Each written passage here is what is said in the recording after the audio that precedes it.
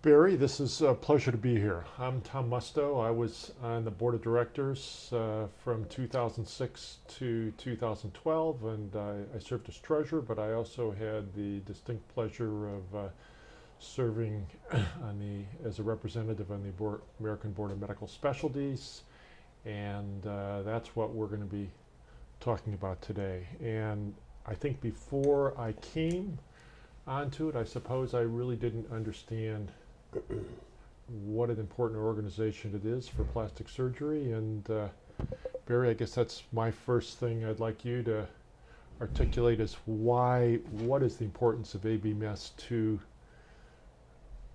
the American Board of Plastic Surgery? Well, it's important to all the certifying boards because it's the parent organization that there are 24 certifying boards in medicine, ranging from pediatrics to plastic surgery. And the American Board of Medical Specialties helps us set the standards for certification with the goal of improving the quality of medical care by certification. So why is it important to plastic surgery? Well, plastic surgery is a specialty that has broad overlap. We do, some people say the skin and its contents, but so we do a lot of surgery which interfaces with other specialties. And sometimes we develop techniques that other specialties use in their procedures, such as reconstruction of the head and neck that the otolaryngologists will use in their surgery.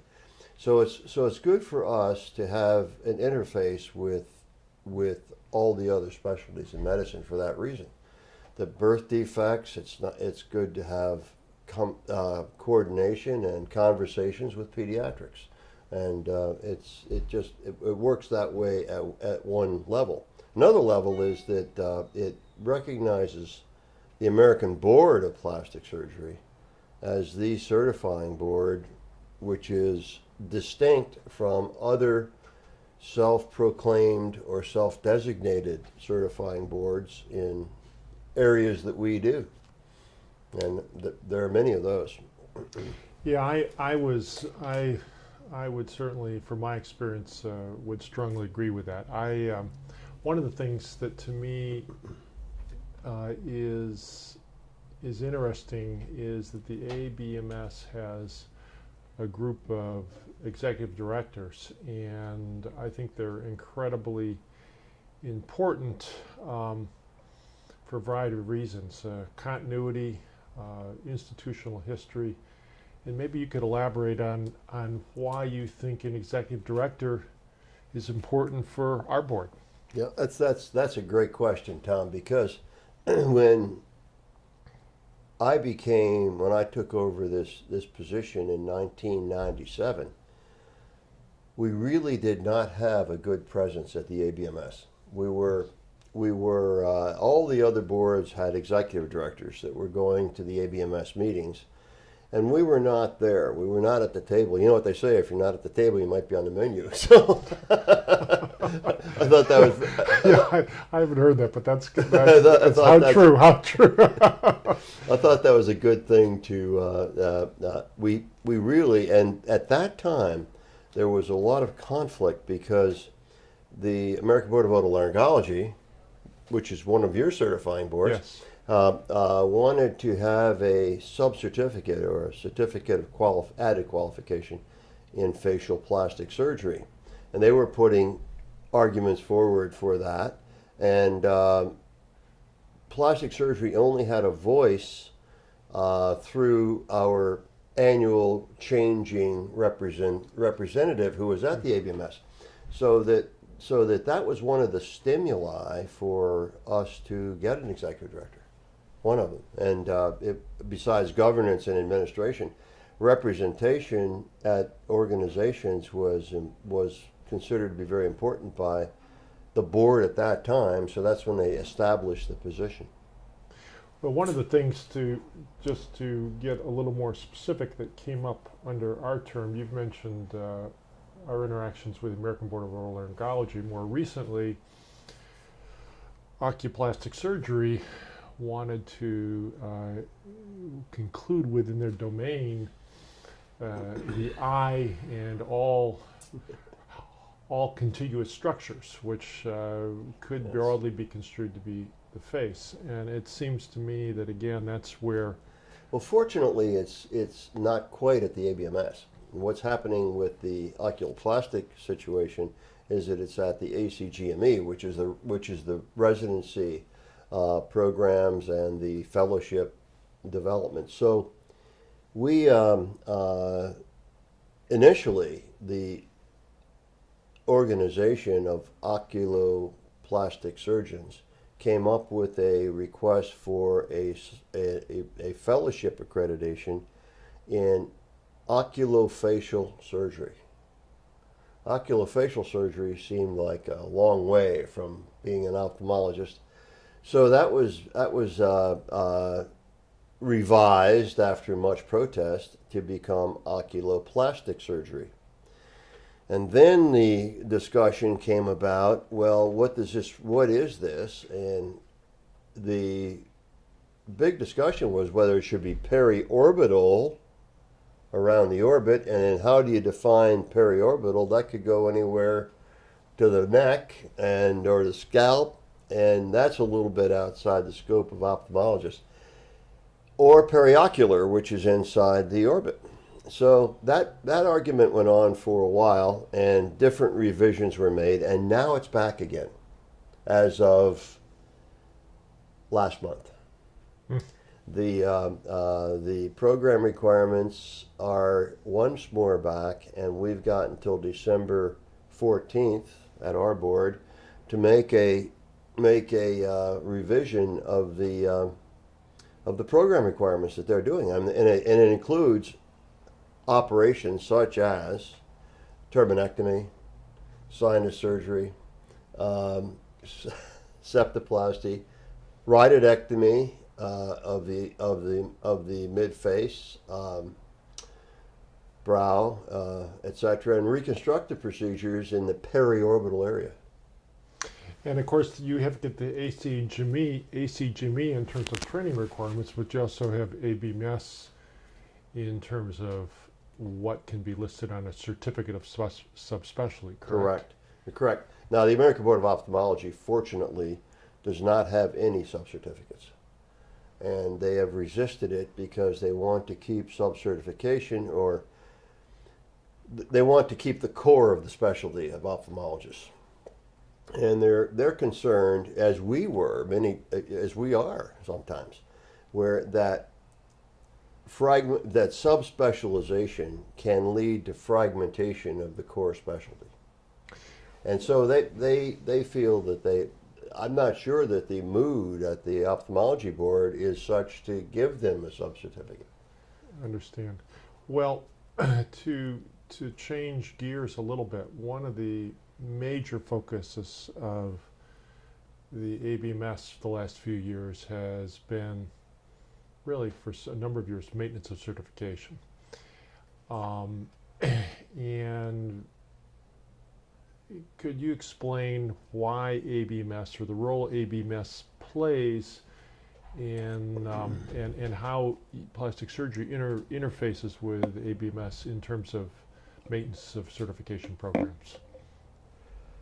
Yes, well, no need to get into the history, because in another interview we talked about how maintenance certification came about. But right now, ABMS has been the catalyst to have maintenance certification happen among the boards. And at the present time, it's trying to standardize some of the requirements for maintenance certification. And ABMS has come out with a program called the 2015 standards. And by 2015, which is they started this a couple of years ago. By 2015, which is next year, they will be trying to unify the standards that the boards are supposed to follow to get their MOC programs established. Do you see ABMS, if you had to envision where you think it's going to be in 10 years versus where it is now? Do you think it's an organization that is going to be increasingly relevant or decreasingly relevant, or you're not sure? I think it depends on relevant to whom, and that's the. I think it's going to. I really think it's going to be increasingly relevant. I believe that as time goes on over the next decade or two in American medicine, that the external stakeholders are going to be looking for a quality voice, Yes.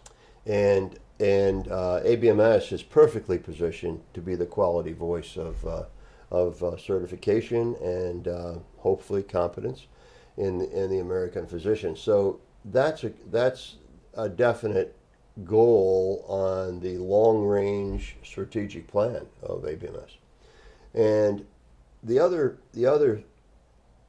factor that ABMS is getting into very much is the international certification world, because American certification of American physicians, they really have pretty well organized, and there is a question, a perceived demand, and a lot of requests from international areas that ABMS and would be doing exams for. Yes. For example, it started with Singapore, and Singapore was the first program to get into this because they wanted to have American residency program processes, and then for education, and then certification exams. So Singapore is essentially done, and they've given a few of the exams already in some of the specialties. Next project is the Middle East, and the Middle East is right on the radar screen at the present time. The ABMS has decided that we are going to go ahead with the Middle East project, and currently 15 boards are working on that. I have hopes that plastic surgery will someday get involved, and the Middle East is the Qatar Regional Consortium, which is Qatar, Abu Dhabi, Oman, and the American University in Beirut. So there are opportunities that ABMS wants to do internationally. To get back to the issue of ABMS being the quality specialty, or representing really a certificate of quality if you're ABMS board certified. Obviously, plastic surgery there's a lot of players in the space of aesthetic surgery. How do we interact with other specialties within ABMS in that area? What should we be doing long term? How do we benefit from ABMS being strong in terms of, I guess, protecting our expertise in that space? I'm not sure I can answer that from the standpoint of ABMS, because I don't really think it's high on their radar screen right now. But I think I can answer from my personal opinion and my observations in the ABMS and where we're going. There's no question that there are specialties out there that have an interest in doing aesthetic surgery. Yes. And these specialties are based in other surgical and non-surgical specialties. Most of us don't consider dermatology to be a surgical specialty, but they're interested in doing aesthetic surgery. Yes. So all of these things are are issues. And then outside of the 24 certifying boards are a whole group of self-designated boards that are out there, the most prominent of which is the American Board of Cosmetic Surgery, which is a group of previously ABMS certified people who focus on cosmetic surgery and want to be certified by the American Board of Cosmetic Surgery, which is outside the realm of ABMS. And the concern is that the American Board of Cosmetic Surgery will try to gain equivalency on a state-by-state basis with ABMS boards. So, all right, so what do we do at ABMS? I think the best thing to do is have communication. I don't believe that plastic surgery is ever going to stop these other boards from, or these other specialties from doing aesthetic surgery. Yes. They're going to do it. And I think that we have got to, as plastic surgery, we've got to take a leadership role in this and try to become more inclusive if we can. And if we could be leaders in the aesthetic surgery world, both in fellowships and in certification examinations, I believe that the other boards will coalesce with us. And this is, I mean, maybe it's a pipe dream, but I really think that we've got the reputation now for being on the forefront of aesthetic surgery. Fully half of our, the majority of our practice assessment modules that we do in maintenance of certification are aesthetic procedures. So it's a big chunk of the plastic surgery specialty. Well, one thing I think you will forever be known as a communicator, and I couldn't wholeheartedly agree from what I saw that communication with other specialties rather than is the way to go. I think that along those lines, as you being a communicator, you were maybe still are the long-time head of the executive director group at ABMS. And is that something that you tell me about your experiences or whatever you want to say? But I think it's something that it should not be completely. I think it's one thing that's made you effective. You're right. I think it's been an effective thing. Here I am in a small specialty, sitting as an executive director, and we had this little coalescence of executive directors, and we'd have these informal meetings about how do you do this exam, how do you do that exam, and then all of a sudden, the administration at ABMS came up with this enhanced public trust initiative, which was taking ABMS from what it had been to the rest of the world. And so, as executive directors, we were sort of, okay, well, we need to have some voice in this because we're being ignored. I mean, we were. Yes. We were basically, by the previous administration, we were basically being ignored. So, the person who directed the caucus was from anesthesiology, and he retired. And so he said, well, we need to select somebody to take my place. And I was in the back of the room not paying much attention, and all of a sudden I got elected. So that's how that happened. But it was a great opportunity because we have now taken that we have a regular spot on the ABMS agenda. We have tremendous respect from Dr. Noone, who is the new president and CEO of ABMS. She includes the executive director group and the board of directors in all communications. In other words, she considers that to be sort of an equal communication network. And we now have a position on the agenda of the board meetings. So the report from the executive director caucus comes right after the report of the president, and we're right there, and we're right there in the scene, and people listen to us. And communicating with all my colleagues, all of whom we all have similar but different problems, and we share our problems and share our similarities, and we try to improve things, and that's how it works. Well, I have to say, from my perspective, let's face it, when we are a small board and when you have the head of a group that is influential being a member of our board, even though you're achieving consensus and collegiality, needless to say, you're at the table, you're not on the menu, and to use your phrase, and I think that's very true. Now, one of the issues that's occasionally come up in the board of directors meetings, and I think it was pretty successfully resolved, was the concern that the board, ABMS, grew substantially, and their budget grew substantially, and there was some concerns that their budget was going to, that the boards would lose their independence and autonomy. And so two things. Do you think the American Board of Plastic Surgery gets their money's worth out of their dues from ABMS? Number two, Do you think there's realistic concerns that the board will lose autonomy, or do you think that that has been pretty effectively addressed? Right now, I believe we, to answer your first question, I believe we do get our money's worth out of it, although because of other income sources, ABMS has really not increased its dues taxation to the boards, to the individual boards. This has been a good thing. And they're very careful to say that these international projects need to be self-supporting.